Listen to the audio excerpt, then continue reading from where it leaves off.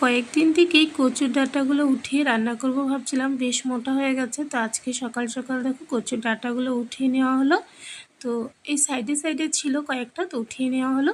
তো রাতের বেলায় আমি এদিকে দেখো ডাঁটাগুলোকে ভালো করে কেটে নিচ্ছি, চোচা ছাড়িয়ে হাতে প্লাস্টিক লাগিয়ে নিয়েছি, নয়তো পুরো হাত কালো কালো হয়ে যায়। তাই এদিকে প্লাস্টিক লাগিয়ে ডাঁটাগুলো কেটে রাখছি। সকালবেলা তো তাড়া থাকে, তখন তো আর হয় না। আর এদিকে আজকে হচ্ছে রবিবার, তো আজকে আমি কচু ডাঁটাগুলো বানাবো। অ্যাকচুয়ালি আমি কচু ডাঁটাগুলো ভেবেছিলাম যে শনিবার দিন আমাদের নিরামিষ থাকে, সেদিন বানাবো, কিন্তু সেটা আর হয়নি। তাই আজকে আমি বানিয়ে নিচ্ছি। আর কচু ডাঁটাগুলো সেদ্ধ করে রেখে দিয়েছিলাম রাতের বেলায়। তো সকালবেলা মাছ নিয়ে আসলো, আর আজকে আমার পিসতুতো বোনের বার্থডে, তো ওকে আমি নিমন্ত্রণ করেছিলাম খাওয়ার জন্য আমাদের ঘরে।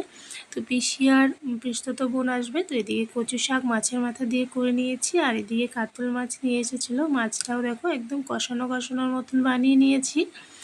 আর এদিকে অল্প মাছের ডিমও ছিল, তো অল্পই ছিল, তো ওটার মধ্যে একটু বেসন টেসন দিয়ে ভালো করে মেখে এদিকে মাছের ডিমের কয়েকটা বড়াও করে নিয়েছি। আজকে রবিবার, তো স্পেশাল একটু রান্না।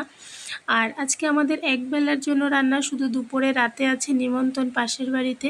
তো এদিকে রান্না করেছি মাছ ভাজি, মাছের ডিমের বড়া, কচু শাক আর কাতল মাছ ছোট ছোট টুকরো করে একটু কারির মতন করেছে। আর এদিকে আছে কাঁচা আমের চাটনি আর সঙ্গে সাদা ভাত। তো এদিকে থালা সাজিয়ে নিয়েছি, আর আজকে কিন্তু আমি একটা থালা নয়, সবার থালায় এরকম সুন্দর করে সাজিয়ে নিয়েছি। তো দেখতেও বেশ ভালো লাগে, আর কেউ আসলে এইভাবে করে দিতেও ভালো লাগে। এদিকে দেখো সবগুলো থালা রেডি করে নিয়েছি, আর এখন আমরা খেতে বসবো। এখন বাজে বেলা 4টা। আর এই ছোট্ট একটা ভিডিও তোমাদের সঙ্গে শেয়ার করলাম, কেমন লাগলো অবশ্যই জানিও, ভালো লাগলে লাইক করো।